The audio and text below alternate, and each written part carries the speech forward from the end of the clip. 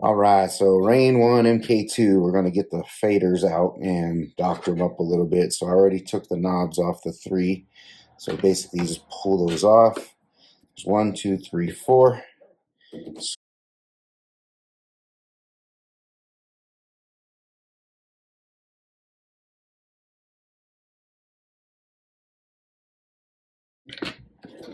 Pop this off. This should just come right up. You have your faders here.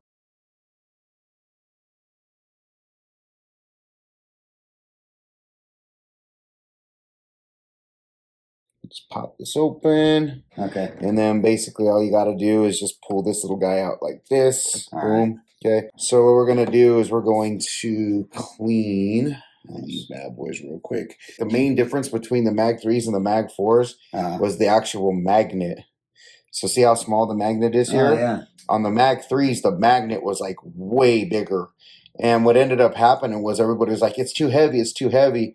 And it wasn't the fact that that it was too heavy and the magnet was like bigger. It was the fact that the magnet was too strong.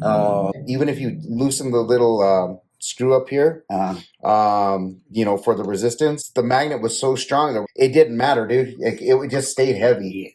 Yeah, so they went back through and redesigned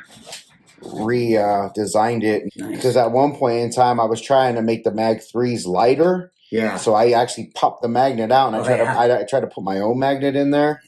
The mixer wouldn't calibrate correctly. This all just comes down to your preference. See, that's pretty loose now. Now, if you wanted to, we could actually take this here and loosen it. Okay. Yeah. So if we honestly, for me, that's for the tension. We could take. I personally would just take it out completely. Yeah. Take it out completely, and then it's gonna be like butter.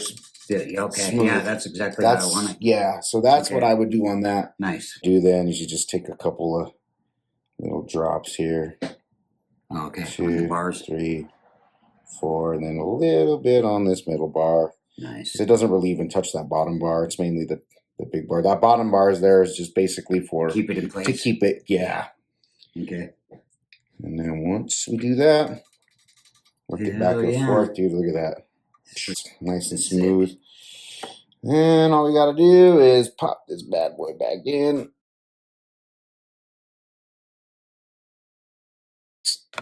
These volume faders, it's essentially, it's a rail fader, but it's kind of like how Pioneer did the faders.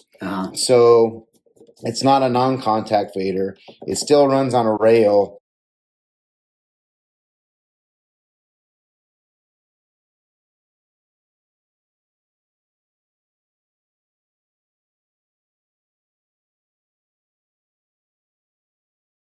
Okay, so we got the magnets out of that one. So let's fill those now.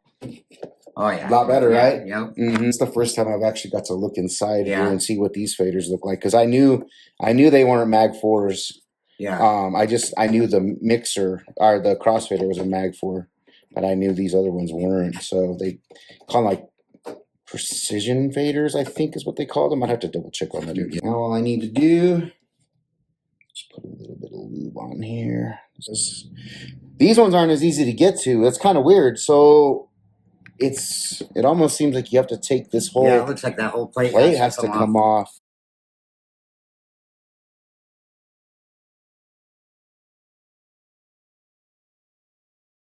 It's not too bad. I mean, it would be nicer if I could get in there and actually put some lube on those little boards in there, but whatever, man. It's all good. Looks good to me.